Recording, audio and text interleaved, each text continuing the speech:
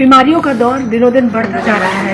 एक से एक गंभीर बीमारियां लोगों को अपनी चपेट में लेते जा रही हैं। विशेषज्ञों का मानना है कि हमारी छोटी छोटी लापरवाहियां जो हम 24 घंटे के अंदर प्रतिदिन करते हैं वो कैंसर, शुगर, हाइपरटेंशन जैसी गंभीर बीमारियों की ओर धकेल रही हैं हमें। हर वर्ग प्रभावित है, केवल बुजुर्ग या युवा या बच्चा या महिला या पुरुष की बात नहीं होगी। समाज का हर वर्ग इन गंभीर बीमारियों की चपेट में आ रहा है। और अगर बात हो कैंसर की तो नाम सुनते ही मौत का चेहरा नजर आने लगता है। जी हाँ, लेकिन अब तकनीकी और प्रयोग आविष्कार काफ़ी आगे निकल चुके हैं। इलाज संभव हो चुका है कैंसर जैसी गंभीर बीमारी का भी। लेकिन इन सब के बीच बचाव और एहतियात ज़रूरी है, क्योंकि अगर हम सजग नहीं रहेंगे तो हम अपना ख्याल नहीं रखेंगे। हम अनजाने नहीं सही वो गलतियां करते रहेंगे जो हमें बीमारियों की तरफ धकेल रहा है। आज कैंसर दिवस है। अच्छा। बात होगी जागरूकता की, बात होगी लोगों को कनेक्ट करने की, ताकि इस गंभीर बीमारी से बचना संभव। आज हम पीजीआई में हैं और हमारे साथ है हेमेटोलॉजी ऑन्कोलॉजी डिपार्टमेंट के हेड प्रोफेसर पंकज मल्होत्रा जी। वो हमें बताएंगे कि क्यों ये बीमारी इतनी तेजी से बढ़ रही है, क्यों लोग इसकी चपेट में आ रहे हैं, क्या वो कारण है जिसको हम अनजाने में कर रहे हैं, जिस पर काबू पाना जरूरी है, और इलाज की तकनीक कहाँ तक पहुँच चुकी है। तो आइए हम जानते हैं प्रोफेसर पंकज मल्होत्रा जी से। स्वागत है सर आपका। सर, हम जानना चाहेंगे कि कैंसर जो पहले नाम लेना भी लोग परहेज करते थे, अब वो जुबा जुबा पर नाम है ये बीमारी का, और उसी रफ्तार से ये बीमारी बढ़ भी रही है। तो कारणों की बात करेंगे सर हम, ताकि पब्लिक अवेयर हो। थैंक यू वीना जी। जैसे कि आप कह रहे थे, आपने एक ही लाइन में बोला कि आजकल ये बीमारियां बढ़ती जा रही हैं, शुगर, ब्लड प्रेशर और कैंसर।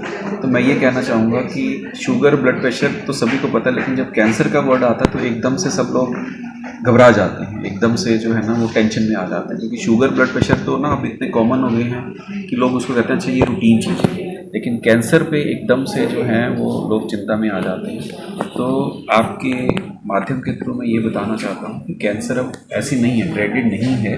और जैसा कि आपने बोला कि शुगर, ब्लड प्रेशर, कैंसर, तो ये भी वैसी वाली ही है। बल्कि कुछ कैंसर ऐसे हैं जो हम कहते हैं कि शुगर वाली बीमारी से ज़्यादा अच्छी है। कुछ कैंसर ऐसे हैं जो कि क्योंकि कैंसर जो है वो एक बार इलाज करके पूरे ठीक हो जाते हैं और उसके बाद पूरी उम्र ठीक रहता है। जबकि शुगर का इलाज पूरी उम्र चलना है, ब्लड प्रेशर का इलाज पूरी उम्र चलना है। तो कैंसर का इलाज कुछ 6 महीने 7 महीने होके उसके बाद परमानेंट क्योर हो जाती है। लेकिन जैसे आपने कहा कि इसके लिए अवेयरनेस क्रिएट करनी ज़रूरी है और इसके कारण क्या है, क्यों बढ़ रहे हैं, तो वो हमें जानना बड़ा ज़रूरी है। और ये सभी लोग समझते हैं कि जो हमारा लाइफस्टाइल पहले से चेंज हुआ है, जब हम गाँव में थे तब हमारे पास इतनी बीमारियाँ नहीं होती थी। लेकिन अब जैसे ही हम शहरों में आ गए हैं, हमारा खाना पीना चेंज हो गया है, हमारा जंक फूड बढ़ गया है, पॉल्यूशन ज़्यादा हो गई है, हमारा वेट गेन हो गया है, स्मोकिंग हम ज़्यादा करते हैं, अल्कोहल हम ज़्यादा लेते हैं, स्ट्रेस जो है वो बहुत ज़्यादा लेते हैं। तो अब ऑब्वियसली ये सारे कारण हैं जिसकी वजह से ये सब मिल के जो है वो कैंसर का इंसिडेंस को बढ़ाते हैं।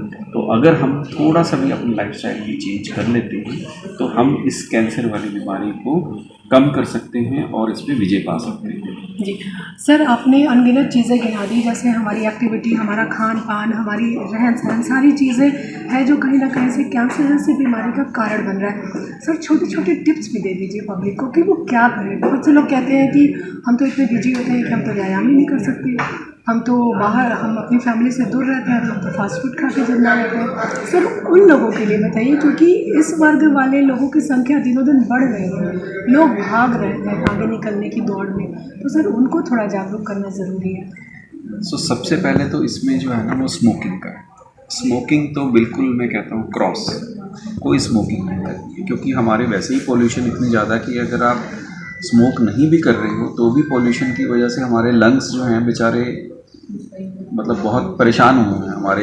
अगर आप फेफड़ों को देखें और अगर आप हमारे यहाँ पे पीजीआई में जैसे बड़े लोग बॉडी को डोनेट करते हैं या हमारे यहाँ पे पोस्टमार्टम भी होते हैं तो लंग्स बिल्कुल काले दिखते हैं। इसका मतलब ये है कि जितना भी ये पॉल्यूशन है ये हमारे लंग्स में जाके जम रहा है। और अगर आप स्मोकर हैं, स्मोकर के तो लंग्स बिल्कुल काले हैं। जैसे कि आप कहो कि कोई धुएं से जैसे काला हो जाता है तो वैसे हमें लंग्स दिखते हैं जो हम पोस्टमार्टम करके लंग्स को जब देखते हैं। तो स्मोकिंग तो मैं कहूँगा कि बिल्कुल नहीं होनी चाहिए। नंबर 2, हम कहते हैं एक्सरसाइज का, जैसे बताया, तो एक्सरसाइज के लिए ना वो थोड़ी समझने वाली बात है। अब हम बड़ी बार फ़ोन पे बात कर रहे हैं, तो बैठ के बात करने की बजाय आप चलते चलते बात कर लीजिए, ठीक है ना। अगर मैं बड़ी बार देखता हूँ लिफ्ट के पास खड़े हैं लोग, अगर एक फ्लोर पे भी जाना है तो भी लिफ्ट की वेट कर रहे हैं, 10 मिनट वेट कर रहे हैं एक फ्लोर पे जाने के लिए। तो अगर आप उसमें 30 सीढ़ियाँ चढ़ के जाते हैं तो आपकी अपनी एक्सरसाइज होगी। आप ये सोचें कि अच्छा मैं पूरा दिन एक्सरसाइज नहीं होती, अरे आप 3 या 4 बार सीढ़ियाँ चढ़ते हैं तो आपकी एक्सरसाइज होगी। तो ये तो छोटी छोटी चीज़ें हैं जो लोग अगर समझते हैं तो वो कर सकते हैं, लेकिन पहले मन में आना चाहिए कि हाँ मैं जो है वो एक हेल्दी लाइफस्टाइल जो है ना करना चाहता हूँ, ताकि मेरी जो ये वाली प्रॉब्लम्स है, और सिर्फ इसमें कैंसर नहीं बचाते, आप शुगर को भी बचा रहे हो, ब्लड प्रेशर को भी बचा रहे हो, तो इन प्रॉब्लम्स को भी आप कम कर रहे हो अगर आपका हेल्दी लाइफस्टाइल है। सिमिलरली फूड, जैसे आपने बताया, बड़ा इंपॉर्टेंट है।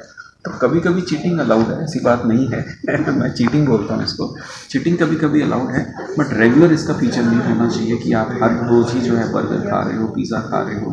फास्ट फूड जो है, देखो कोई भी चीज़, जब हम सच्चाई की बात करते हैं ना, हम कहते हैं सच्चाई कड़वी होती है। सिमिलरली इसका मतलब है अगर कोई खाना ऐसा है जो आपको बहुत पसंद आ रहा है, तो इसका मतलब उसमें अवगुण जरूर होंगे, उसमें प्रॉब्लम जरूर है। तो आप इस चीज़ को लेके चलिए कि आप कभी कभी आप खा सकते हैं, लेकिन उसको रेगुलर फीचर करें। जैसा कि प्रोफेसर पंकज जी ने बताया कि हमें खान पान से लेकर अपने व्यवहार, यानी कि हमें योग, एक्सरसाइज, खान पान, सारी चीज़ों पे ध्यान रखना है।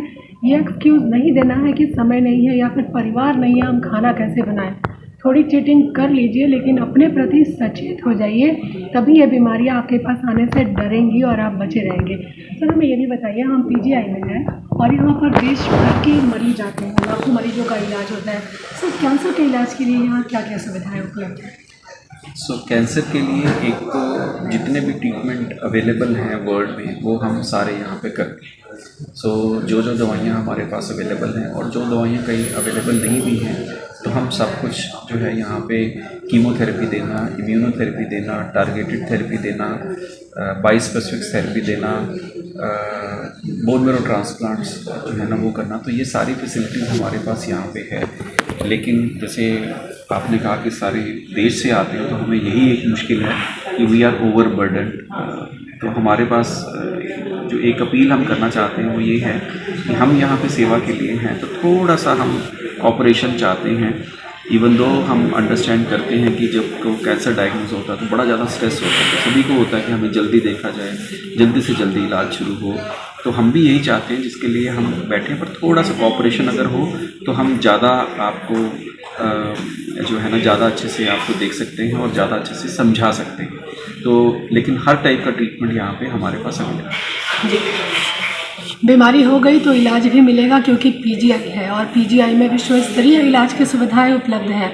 लेकिन एक अपील भी है, जैसा कि प्रोफेसर पंकज जी ने कहा, थोड़ा सा धैर्य रखिए, और ये धैर्य मरीजों के साथ ही राज्यों को भी करना होगा। व्यवस्था के स्तर पे वो अपने राज्य स्तर पर कैंसर जैसी बीमारी के इलाज की सुविधाएं उपलब्ध कराएं, ताकि पीजीआई पे दबाव कम हो, ज़्यादा से ज़्यादा मरीजों का इलाज संभव हो।